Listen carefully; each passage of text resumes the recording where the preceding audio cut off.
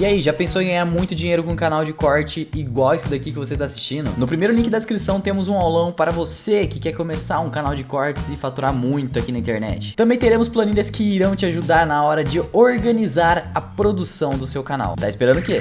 E a China está sempre entre os primeiros. Só que eles despontaram muito, depois ficaram para trás e agora estão correndo atrás do prejuízo para voltar a ser a grande potência global que eles foram durante muito tempo. Mas como se deu assim a história da China de uma maneira resumida, né? Você tem como falar Claro. pra gente? Olha, primeiramente eu acho que um tema muito importante de falar de China, o que acontece atualmente no país é fundamental.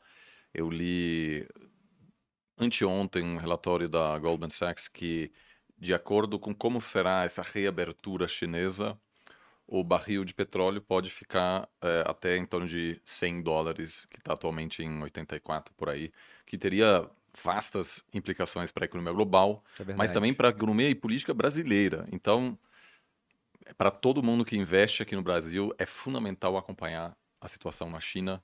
Pode gostar ou não da China, não importa, faz parte da nossa realidade. A gente está de volta no mundo asiacêntrico. Eu digo de volta, né, para responder sua pergunta, em grande parte a economia e política global tem sido asiacêntrica durante grande parte da história humana, em função simplesmente de uma grande concentração demográfica. Então, tínhamos, até durante o Império Romano, a principal concentração econômica, de produção econômica na Ásia, sendo o subcontinente, onde hoje está a Índia e a China como já polos por milênios, ou seja, por muito tempo, só com a ascensão do Ocidente, uns 300, 400 anos atrás, e paralelamente com uma aposta errada da China de expandir para dentro e não apostar no domínio dos mares, que foi uma das grandes apostas das potências ocidentais à época, e acabou sendo a aposta correta, né? O domínio o controle inicial das Américas, a China acabou se fechando em função de uma série de questões, e quando houve os primeiros encontros entre lideranças políticas chinesas e ocidentais, houve um olhar chinês típico de qualquer grande potência, que esses caras aí é potência pequena, culturalmente insignificante, a gente não precisa do Ocidente. Ou seja, e isso é muito interessante na cultura, na produção literária europeia, até o século XVIII, a China era vista como um país muito avançado. Por exemplo, você lê Voltaire ou Goethe na Alemanha, né, as grandes vozes do século XIX, aquelas pessoas estavam apaixonadas pela cultura chinesa, estudavam aquilo e enxergavam aquilo como algo culturalmente superior, mais avançado.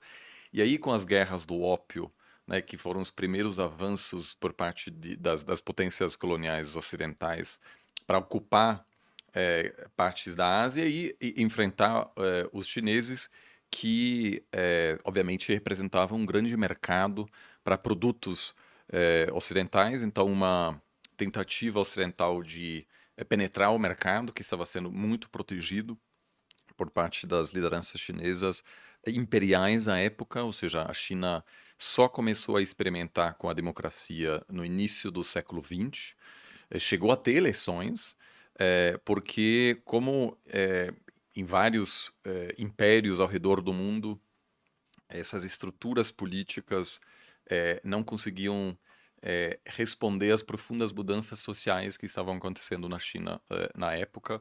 Então, o colapso do império e a transição para um outro sistema, que aí houve uma competição, tentativas de estabelecer regimes militares, mas também nos anos 20 um movimento pró-democrático bastante interessante.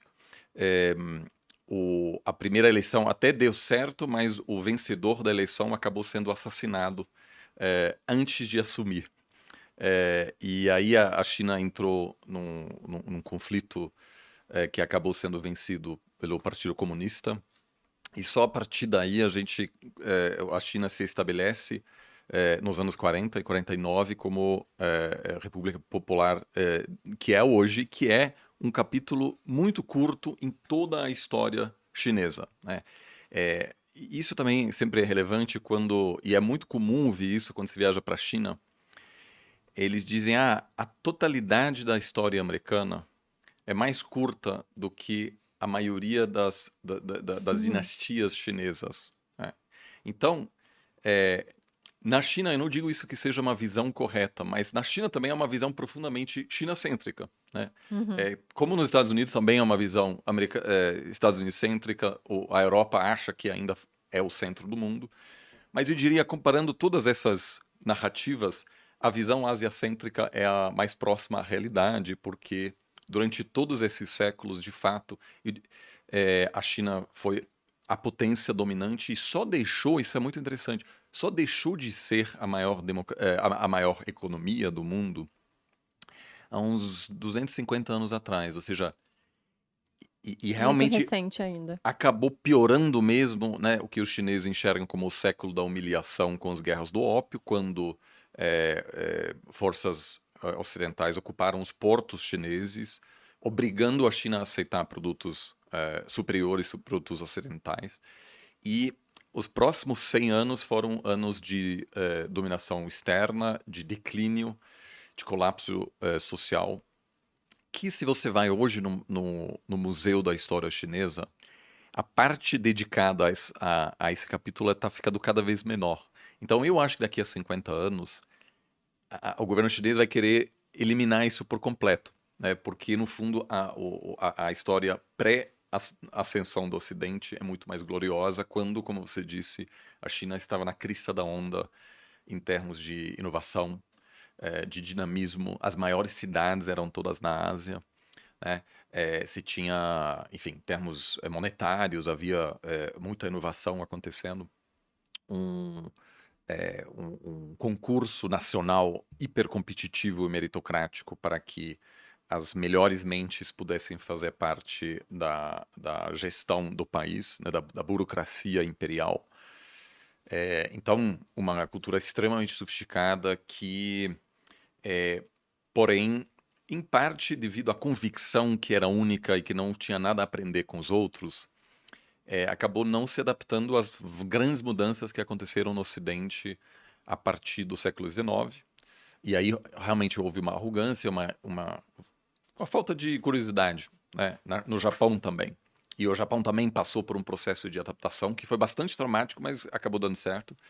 E ao longo do século XX, a China foi guiada, e isso para mim até hoje é fundamental. Tem um pragmatismo grande que acaba sendo muito maior do que de muitos seguidores e fãs do governo chinês. Porque quando o governo chinês percebe que precisa mudar, vai mudar. Não importa a ideologia.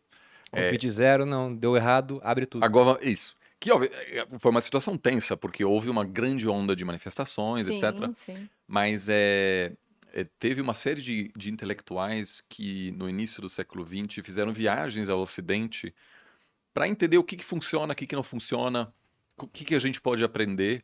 E poucos sabem que, por exemplo, o Jean Monnet, que acabou sendo um dos fundadores da União Europeia, ele, antes disso, acabou sendo contratado pela Agência de Importação e Exportação da China, ou seja, foi funcionário público da China para ajudar para contribuir à modernização da burocracia e gestão da China. Então a gente tem muito isso, a gente ao longo das últimas décadas sempre viu a China querendo trazer os maiores especialistas, seja em gestão militar, gestão financeira, e dizer, a gente quer voltar a ser a principal potência do mundo, esse é o papel que nos cabe, com muita naturalidade, né? China significa em chinês reino do meio.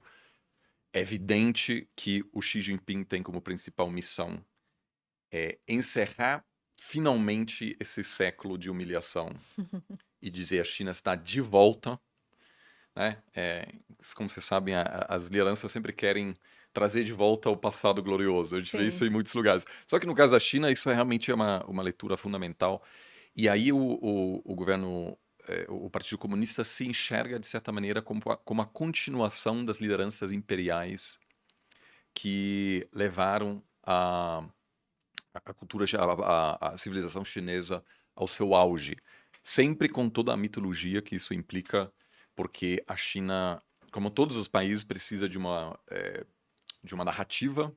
Um E mito uma- fundador, assim. Isso, o mito fundador, e um desses é que é um povo, o Han, apesar de haver muita diversidade étnica, enfim, até religiosa na China.